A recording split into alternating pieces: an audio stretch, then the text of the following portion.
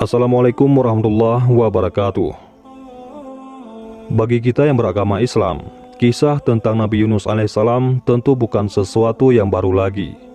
Seperti yang kita ketahui, cerita beliau ini begitu dramatis. Tak hanya soal mendapatkan penolakan dari kaumnya, beliau juga pernah merasakan kejadian luar biasa yang tak terbayangkan. Apalagi kalau bukan cerita beliau yang ditelan oleh seekor ikan. Cerita soal ikan tersebut adalah penggalan kisah Nabi Yunus yang paling diingat. Bukan hanya tentang pelajaran di baliknya, tapi juga si ikan itu sendiri. Menurut cerita, si ikan yang menelan Nabi Yunus ini berwujud begitu besar. Dan kabarnya, ikan yang bernama Nun ini masih hidup sampai sekarang. Antara percaya dan tidak. Namun, ada banyak yang meyakini jika memang Nun masih berenang bebas di samudra sampai hari ini. Wallahu a'lam bishawab. Tentu adalah hal yang mustahil kalau dipikir dengan logika. Bagaimana bisa ikan yang hidup di beberapa abad lalu masih ada sampai sekarang? Tapi kalau sudah bicara kuasa Allah Subhanahu wa Ta'ala, kita tentu tak bisa apa-apa. Ikan Nun sendiri belum pernah terdefinisi dengan jelas, terutama jenisnya. Namun, dari banyak penggambaran yang ada, ikan ini selalu dimiripkan dengan paus. Memang, secara logis tidak ada ikan lain yang lebih besar daripada paus. Namun, mungkin bisa saja Nun ini bukan termasuk dalam klasifikasi paus. Bisa saja ia makhluk gaib atau spesial yang bentuknya sama sekali berbeda.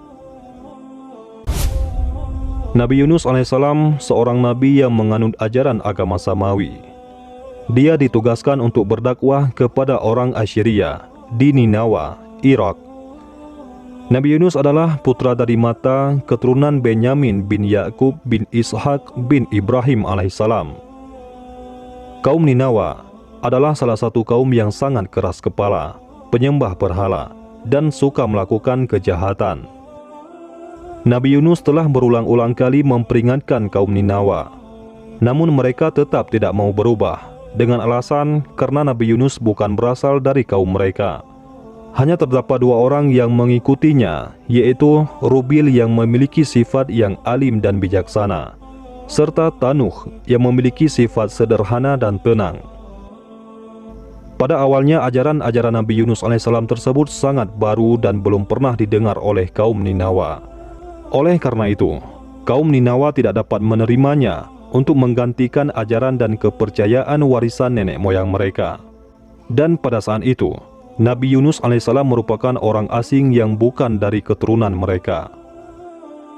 Ajaran-ajaran Nabi Yunus tidak sedikit pun mengunggah hati kaum Ninawa. Hingga keadaan ini yang membuat Nabi Yunus sangat berputus asa. Dia beranggapan bahwa tidak ada lagi kaum Ninawa untuk dapat beriman kepada Allah Subhanahu wa Ta'ala. Suatu hari Nabi Yunus alaihissalam bersiap-siap hendak pergi meninggalkan kaum Ninawa. Dia mengingatkan kaum Ninawa untuk segera bertobat, karena akan datang azab jika mereka tidak segera bertobat. Wahai kaum Ninawa, sesungguhnya aku peringatkan kepada kalian bahwa jika kalian masih tetap menyembah apa yang kalian sembah saat ini, Allah akan menurunkan azab yang sangat pedih atas diri kalian. Oleh karena itu, cepatlah kalian bertobat. Semoga Allah mengampuni kalian semua. Allah Subhanahu wa Ta'ala berfirman, dan ingatlah kisah Zunnun, yakni Nabi Yunus alaihissalam, ketika ia pergi dalam keadaan marah, lalu ia menyangka bahwa kami tidak akan mempersempitnya atau menyulitkannya, maka ia menyeru ke dalam keadaan yang sangat gelap, bahwa tidak ada Tuhan selain Engkau, Maha Suci Engkau. Sesungguhnya aku adalah termasuk orang-orang yang zalim. Maka kami telah memperkenankan doanya dan menyelamatkannya daripada kedukaan. Dan demikianlah kami selamatkan orang-orang yang beriman. Quran Surah Al-Anbiya ayat 87-88. Sepeninggalan Nabi Yunus alaihissalam, kaum Ninawa mulai gelisah, karena seketika cuaca berubah menjadi mendung. Wajah-wajah mereka berubah menjadi pucat pasi dan angin bertiup kencang yang membawa suara bergemuruh. Kaum Ninawa pun menjadi takut akan ancaman Nabi Yunus alaihissalam. Akhirnya mereka sadar bahwa perkataan Nabi Yunus adalah benar. Mereka kemudian beriman dan menyesali perbuatan mereka terhadap Nabi Yunus alaihissalam. Kaum Ninawa lari tunggang langgang mencari Nabi Yunus dan berteriak meminta pengampunan Allah Subhanahu wa taala atas dosa mereka. Allah Subhanahu wa taala yang Maha Pemaaf pun mengampuni mereka dan keadaan kembali seperti semula. Para kaum Ninawa tetap mencari Nabi Yunus untuk mengajari dan menuntun agama kepada mereka. Keadaan Nabi Yunus setelah pergi dari kaum Ninawa menjadi tidak menentu. Dia pun mengembara tanpa tujuan dengan putus asa dan merasa berdosa. Akhirnya dia sampai di tepi pantai dan melihat sebuah kapal yang akan menyeberangi laut. Dia menumpang kapal tersebut. Namun ketika kapal itu sedang berlayar, tiba-tiba terjadilah badai yang sangat hebat. Kapal berguncang dan para penumpang sepakat untuk mengurangi beban dengan membuang salah satu di antara mereka ke laut. Undian pertama jatuh kepada Nabi Yunus alaihissalam.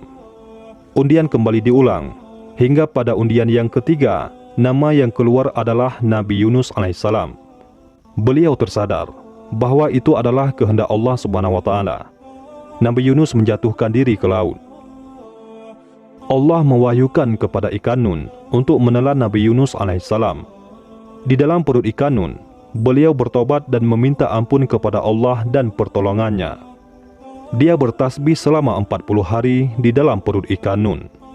Tiada Tuhan melainkan Engkau, Maha Suci Engkau. Sesungguhnya aku adalah orang yang telah berbuat zalim. Allah mendengar doa Nabi Yunus, kemudian memerintahkan ikan paus untuk mendamparkan Nabi Yunus di tepi pantai. Allah yang Maha Penyayang menumbuhkan pohon labu, agar Nabi Yunus yang kurus serta lemah dapat memakan buahnya agar memiliki tenaga kembali. Setelah Nabi Yunus alaihissalam pulih, Allah Subhanahu wa taala memerintahkan Nabi Yunus untuk kembali kepada kaum Ninawa. Setelah kembali, Nabi Yunus sangat terkejut ketika melihat perubahan penduduk Ninawa yang telah beriman kepada Allah. Kemudian Nabi Yunus mengajari kaum Ninawa kitab tauhid dan menyempurnakan iman mereka.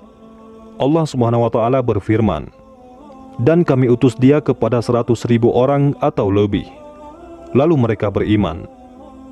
Karena itu kami anugerahkan kenikmatan hidup kepada mereka hingga waktu yang tertentu." Quran Surah As-Saffat ayat 147-148. Tak diketahui pasti bagaimana nasib ikan nun setelah memuntahkan Nabi Yunus alaihissalam. Tidak banyak cerita yang mengulas bagaimana nasib ikan nun tersebut. Sebagian besar meyakini bahwa ikan nun masih hidup hingga sekarang. Alasannya merujuk pada keterangan Al-Quran Surah As-Saffat ayat 143-144, bahwa jika saja Nabi Yunus alaihissalam tidak berzikir saat di dalam perut ikan, maka ia akan tetap berada di sana sampai hari berbangkit. Dari ayat ini diketahui bahwa ikan nun berumur sangat panjang, setidaknya sampai hari kiamat.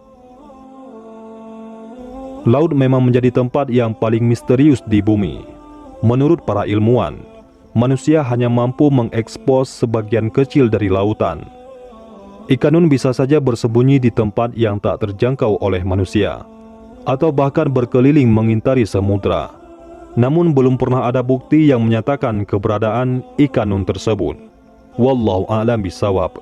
Mudah-mudahan video ini bermanfaat bagi kita semua. Assalamualaikum warahmatullahi wabarakatuh.